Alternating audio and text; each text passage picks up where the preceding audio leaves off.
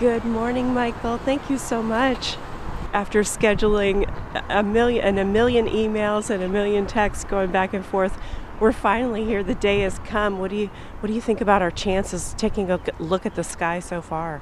I mean, I wish there were some more clouds, but I am happy to see the moon over there. So I was thinking we'd go out on the bridge. I brought my long lens to hopefully get some shots of the moon. I was down here yesterday on my way to an event and scouted it out. It looks like it might be setting right over the Senator Stadium there in front of their sign, which is a shot I've wanted for a while. So we'll see if we can get that to line up or not. Even after all these years, you're getting shots that maybe you haven't before? It has become challenging, to be honest with you. So, I'm branching out a little bit into the moon stuff, and people seem to like that. So I'm excited about that. When you say you wish there were more clouds, why is that? I mean, that's where the color comes from. So, on a day like today, I mean, it'll be pretty out here, but, the clouds capture, the sun and, give us those colors at least I love. I have a couple spots around here that I like to shoot. And, but yeah, this is definitely one of my stomping grounds, my usual spots. And it's amazing to me how light it is already.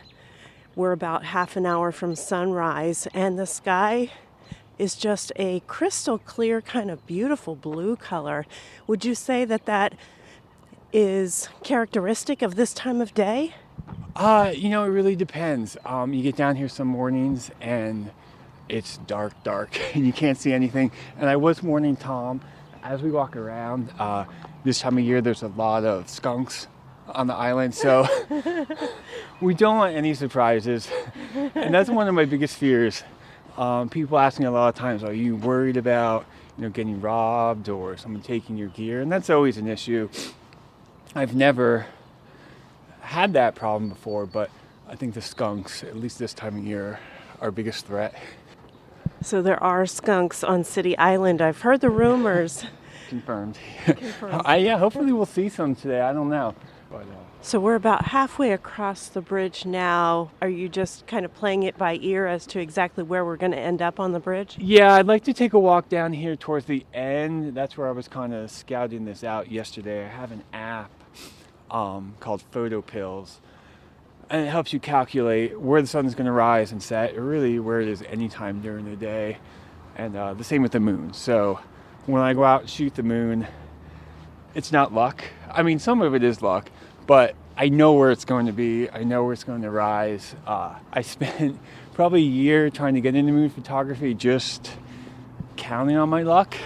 And I very rarely, caught it. I was just like, okay, I think it's going to rise here. So a little bit more planning definitely helps out, but you're at the mercy of the clouds. So tell me a little bit about your gear and what you've brought with you today, and whether it's your typical gear. This is probably more than I typically bring. I just wanted to kind of cover the bases today. Typically, I try to commit to either camera or drone. Very rarely both, because I need to just kind of keep my mindset on one or the other, because it's two totally different types of photography. Yeah.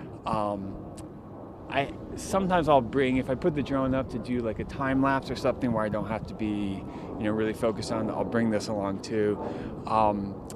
If I find that I'm kind of running low on pictures and stuff, the drone is nice because I can get, 10 shots pretty easily. Whereas, on the ground, you're kind of locked into one spot. So, you might get one or two compositions, but with the drone, I can kind of, move from place to place.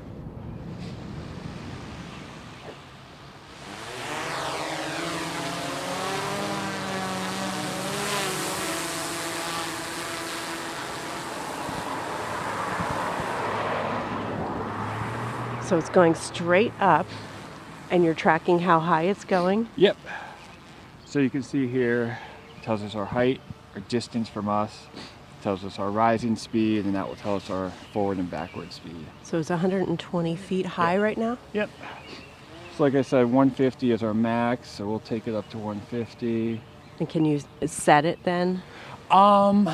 No, not really. You just have to Yeah, monitor you just it. kind of have to monitor Okay. it. Yeah, so let's go out over the river here. And you have a viewfinder. You're seeing what the drone is seeing right now. Yep, exactly. Just kind of... Have you ever had mishaps with the drone? Everyone does. Unfortunately, it's part of flying a drone. Nothing too major. Most of the mistakes were my mistakes. And it was pushing it when the battery level is low and trying to get back out across the river. You're always like, oh, one more shot. And then it just kind of doesn't drop from the sky. People are always worried that are these drones going to like completely drop out of the sky, and it just doesn't happen that way.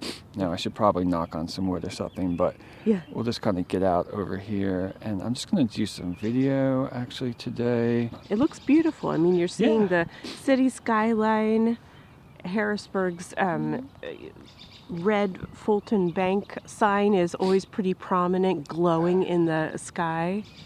Yeah, that's definitely one of my favorite kind of parts of the skyline.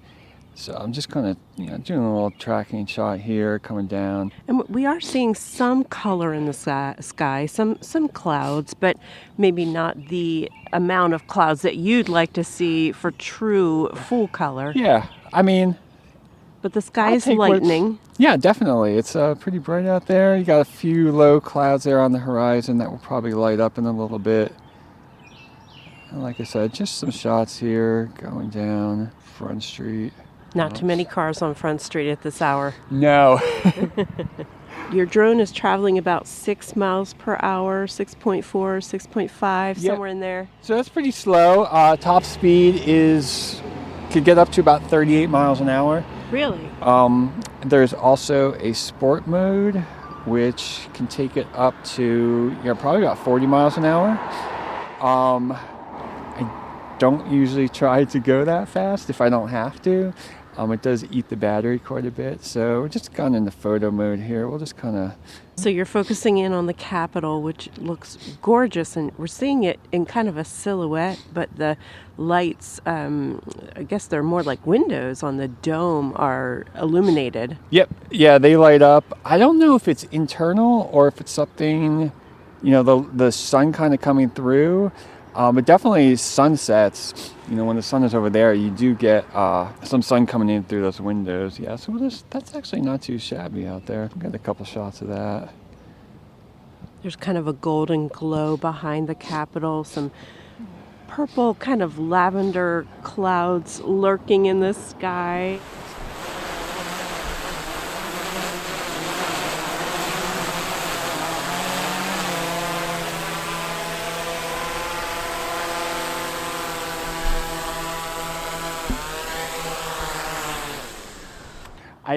There's always a sigh of relief when it gets back to the ground. I mean, I've been doing this since 2018. I got my license. You've been doing drone photography. Drone photography since 2018. So no matter the situation, whenever it gets back to the ground, there's always just, like I said, a nice sigh of relief.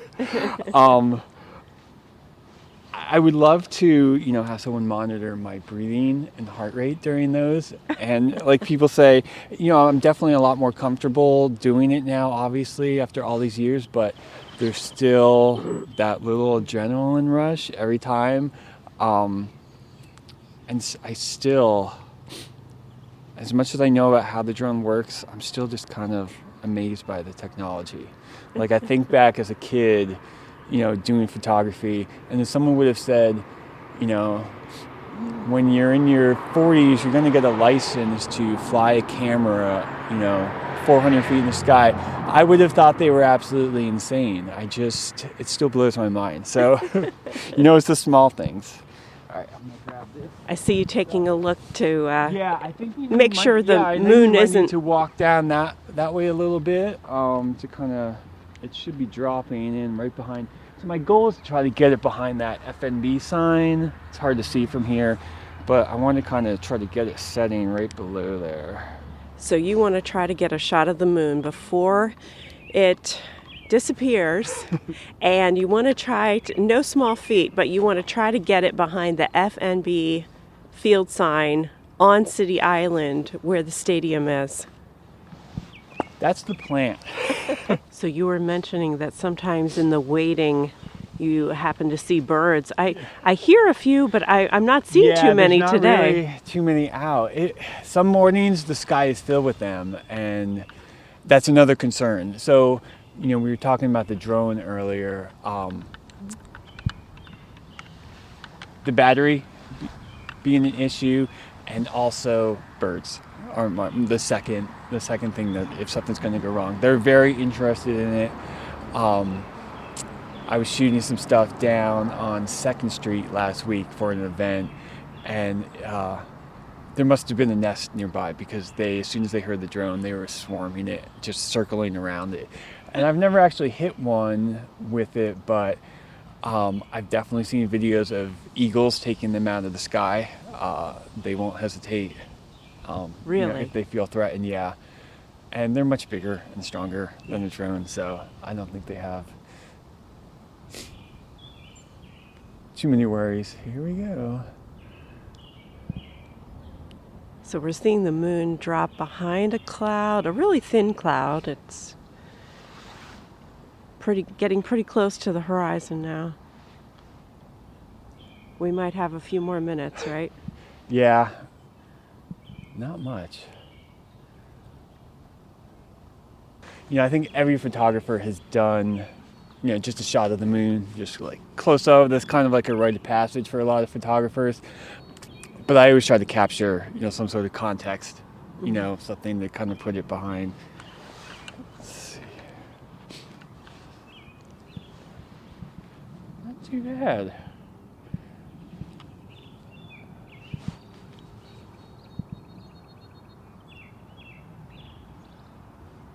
When was the last time you saw a moonset, Karen?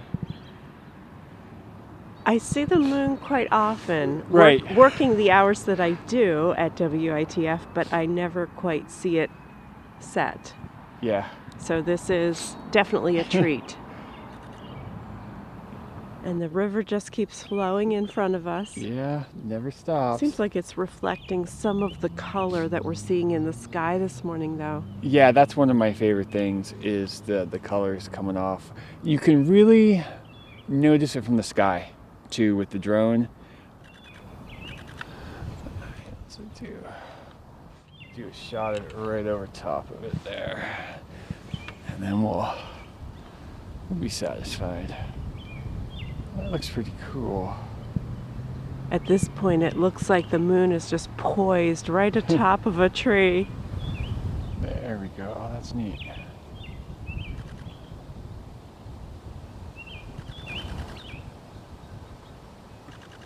I'm pretty stoked. Awesome. Well, I'm stoked that you're stoked. Okay, so we're going to go back across the bridge and sit down and chat a little bit more with you. Okay. All right, sounds good.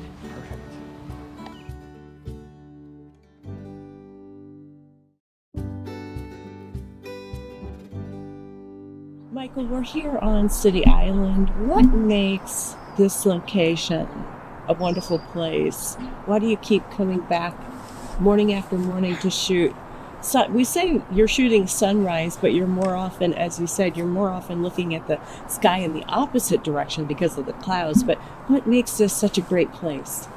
For me, there's so many different options. I mean, you've got a number of bridges here that make great, focal point for a photo. And you have the city behind you. I think that's what it is. There's just so many places to kind of go and explore on the island. You can go to the south end, down that way. You have the train bridge, so you can get some train shots. Train coming across the bridge.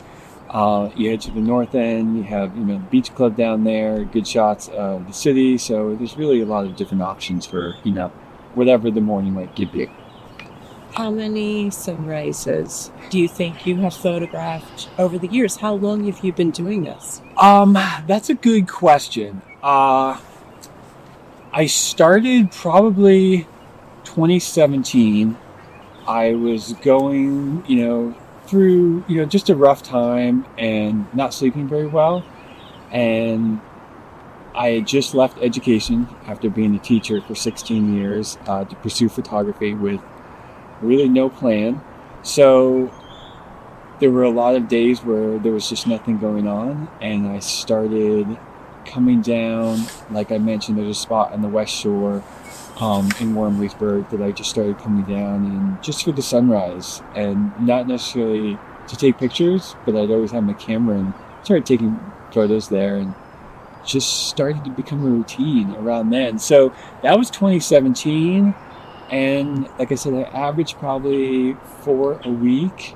Math is not my strong suit, so maybe someone out there can do the calculations. I honestly, up until about last year, I tracked everything. So I do have a log from about 2021 to about 2024, about 3 years of notes that I would take. The first year, they were maybe a paragraph, and as the years went by, they shrunk down to good sunrise, bad sunrise, excellent sunrise. I would give this some stars, just more of a rating system. But this year, I kind of just dropped that. I'm not sure why. It felt like when I was doing that, it was just like, I don't know, that I was trying to prove something. I'm not so much concerned about numbers these days. You've mellowed a bit. I mellowed a little bit, yeah, a little bit.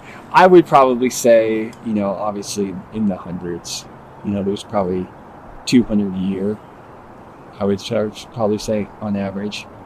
200 a year, and you've been doing it almost 10 years. Yeah, so I guess that's a lot more. 2,000. We're in the thousands. Yeah. Well, tell me a little bit about your background in photography. Well, I got into photography pretty young.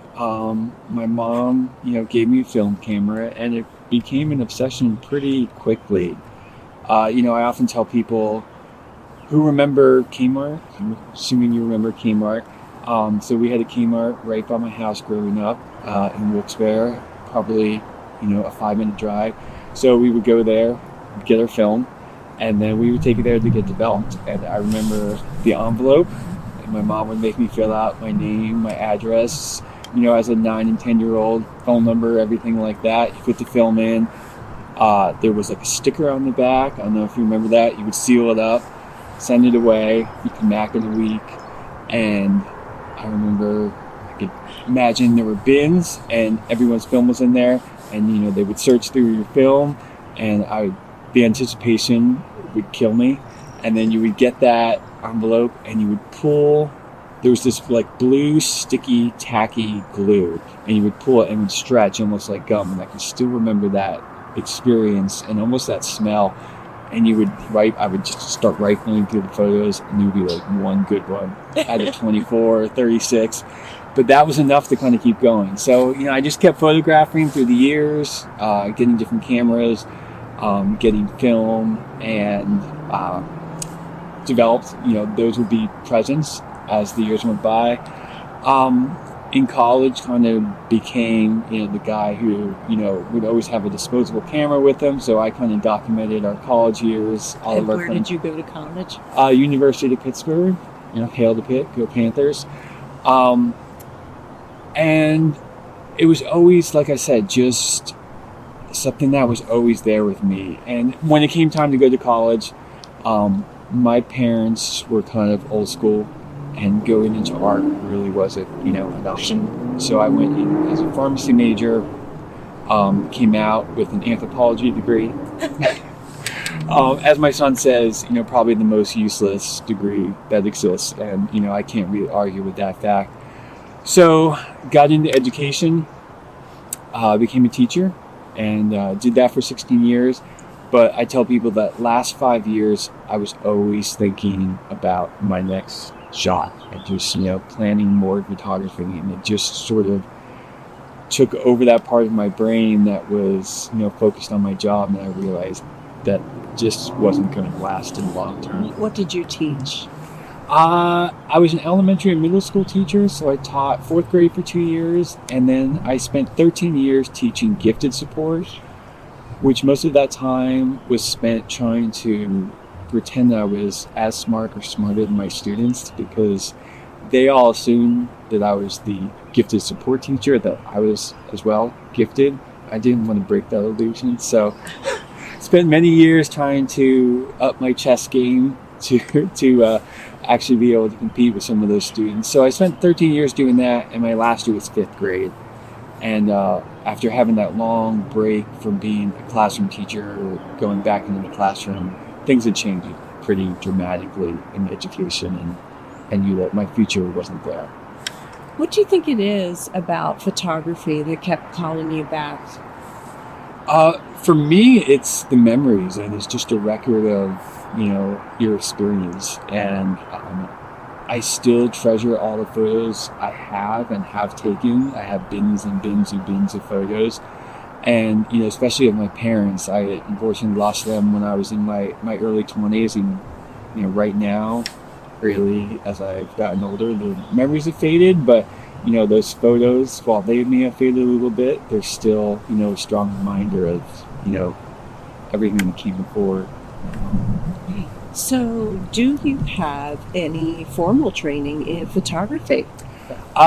Technically, no. Nothing on the college level. I took a class, an intro to photography class down in Carlisle, the Carlisle Art Center. That would have been 2005, because that was the year my son was born, and learned some very basics from a guy. Actually, his name was Guy Freeman. Never seen him or talked to him since, but took a class, intro of photography and darkroom, and that was really it. After that, it was just a lot of internet, and as I tell the students that I teach now, my photography students, a lot of trial and error, mostly error, to arrive at where we're at now. And there's still error. There's just a little bit less of it. So this morning we met you here on City Island. I know this is one place that you frequently photograph. We've talked about a few other of your haunts. What, in your opinion, makes a successful or a breathtaking, fill in the adjective of your choice, what makes a successful sunrise shot here on City Island as you look across the sky, the Harrisburg skyline, the Susquehanna River? For me, it's the colors. And as much as it is the photograph, the final result, it's kind of the build-up. Like I said, I often start on the West Shore, just kind of scoping out the sky. And it's those mornings where it goes from, really not much color in the sky, but you kind of have that gut feeling it's going to happen. And when it finally takes place, for me, that's the most exciting thing, and then being able to capture it. So, I always go for the dramatic skies. I've, as the years have gone by, passed on some, probably basic mornings. To be honest with you, I don't know if this morning would have got me out of the bed, especially on a Sunday when it's this cold. But I get up usually about a half hour before the sunrise and start checking out the sky. And, I might not be able to tell you the names of all the clouds, but I can tell you what clouds are going to produce, the goods from the skies.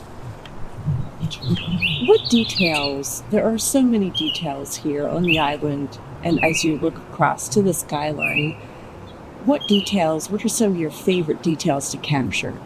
Definitely the bridges. The bridges are one of my favorite things, on the island, and the wildlife as well. Can't really plan for the wildlife, but I always try to, if I can, incorporate some sort of bird into the shot. I think that really kind of, takes just a basic sunrise shot and you just add one little small element and it just kind of levels it up, significantly. And the wildlife obviously is something totally out of your control. Right, yeah, and they're kind of happy accidents. I was telling some students the other day, I was out shooting the sunrise, and it was pretty, but without even kind of planning it, a flock of birds just kind of flew into the frame, captured it, and went from maybe a 5 photo, like on a scale of 1 to 10, up to a 7 or 8. just by adding that one little small element. But yeah, you can't control it. And as much as I would like to plan, like I mentioned, trying to get some shots of the geese and their babies, just kind of either happens or it doesn't. So you're mentioning a lot of types of birds. Any other types of wildlife that you've seen over the years? Definitely skunks here on the island, especially this time of year. You do have to be mindful of that. That was something I was not prepared for. I have gotten a chance to see some muskrat out in the river, which is pretty rare, at least for me. Some mink, which are extremely difficult to capture. And I seem to see them when I don't have the right gear. I'll have my drone out or something like that. But yeah, I think that's pretty much it. Well, you were gracious enough to let us tag along today, but of course you're normally alone. What is that experience like, documenting the sky, documenting a city, basically alone? It's my me time, as I like to call it. You're here alone, and I think it's just a perfect way to start the day. It kind of, resets you. Anything you kind of went to bed with, kind of upsetting you, you get up, you get out here. There's just something very powerful about watching the sunrise. And even on the mornings when, it might not be the most colorful sky, I just find value in just being out here and just kind of, just the sun right now. It just feels so nice on this side of my face. And like I said, it just kind of resets you for the day. At least it does for me. Kind of set you in that positive mindset to kind of go out. And then to come back with some really great photos is just like, the icing on the cake. Even though that's always the goal, I think as much as it is, the final photograph, I think it's the moments kind of leading up to it and the anticipation. I loved leaving the house and kind of coming around this one corner, the corner of 21st and 11, where I live, and coming down towards the city, and then finally, the reveal as to what is the morning going to bring. And sometimes my heart is just racing, like I just can't wait to get there.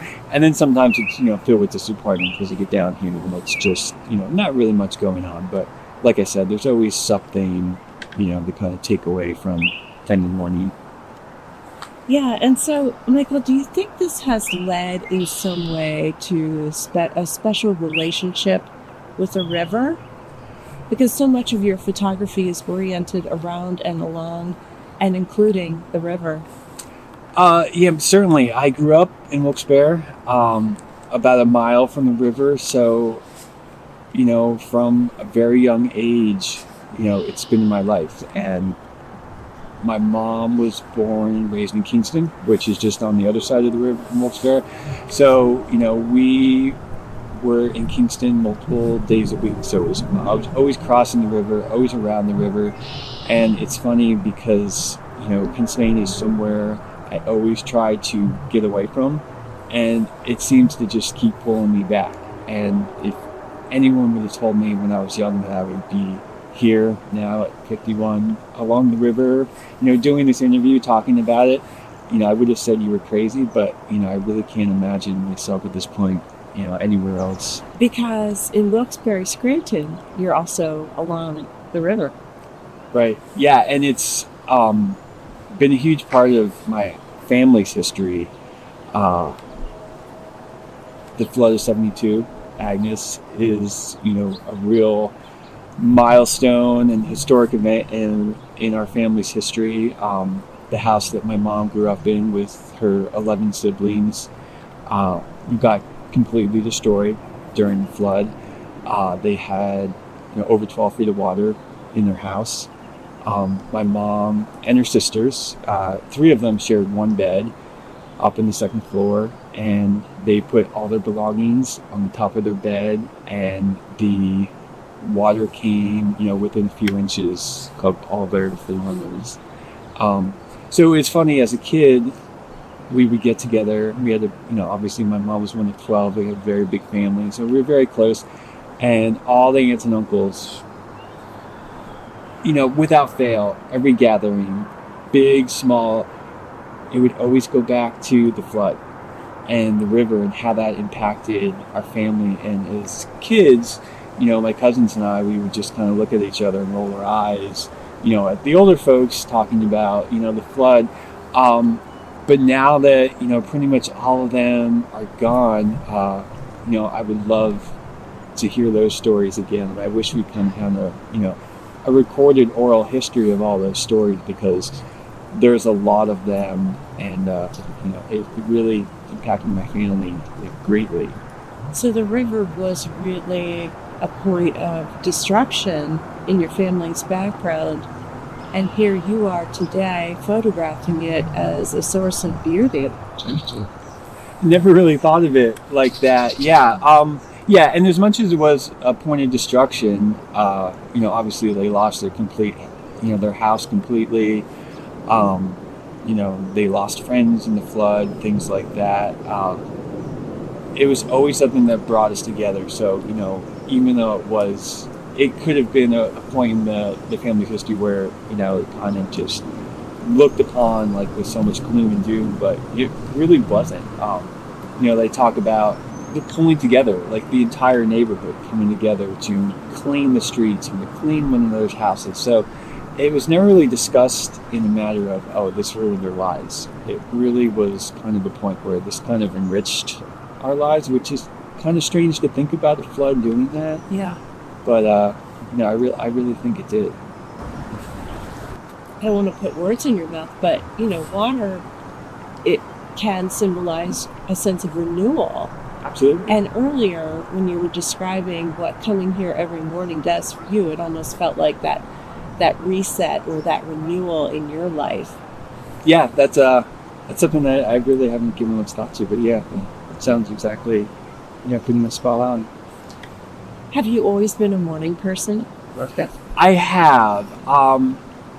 There were probably some years in college there where I wasn't, but yeah, I've always been the morning person, and my family is the complete opposite. So my daughter has come out a few times with me, but other than that, yeah, it's pretty much me out here, alone. Yeah. I love the mornings. It's just like I said, that kind of alone time to kind of reset, kind of start the day. I imagine you see, maybe more than most people, you notice the change of seasons, whether it's the times fluctuating in terms of sunrise or the change in seasons and the colors that you're seeing. Describe to me some of your favorite times, favorite moments when you think back to the hundreds of photographs that you've taken. Describe some of those changes that you've seen and some of your favorite captures. I love the ice. I remember, the first time coming down here, even before I really, really got to, photographing the area and seeing the ice on the river, because in Wilkes-Barre, I can't really remember a time when it got as frozen as it does here. I know it does up there. So definitely, when I see those temperatures dropping, as much as I don't like the cold, I'm not a fan of the cold in any way, shape, or form. Those are the times of years, because it's like a completely foreign, almost lunar, landscape down here when that ice comes on, and it's constantly shifting and changing. You'll get like the big chunks flowing, and then as it gets colder and colder, like it did this year, start backing up, and every day, even if I come out in the morning and then maybe I come out at night, it's completely changed. So definitely I love when the ice builds on the river. I also love the fall. I'm a sucker for the fall colors, so I love doing that. And I have done a few 4-season shots around the area where I try to get the exact same composition in all 4 seasons. So that's always a challenge. Our thanks to photographer Michael Yatsko for allowing us to tag along with him in the middle of the Susquehanna River on Harrisburg's City Island on an unusually cold day this past spring.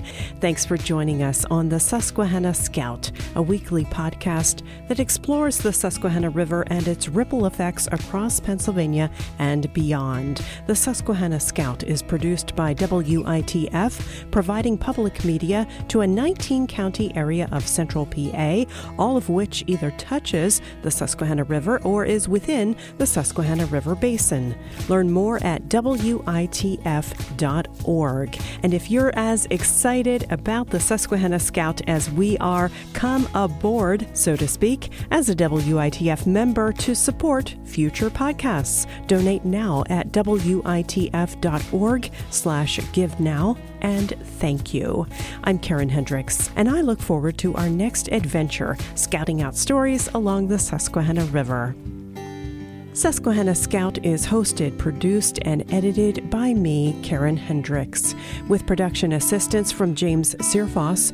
Our website at WITF.org/scout is maintained by Tom Downing. Susquehanna Scout logo design is by Mike Albright. WITF's programming director is John Kinzer, and our vice president of media production and technology is Fred Vigent. WITF's president and CEO is Max Duke.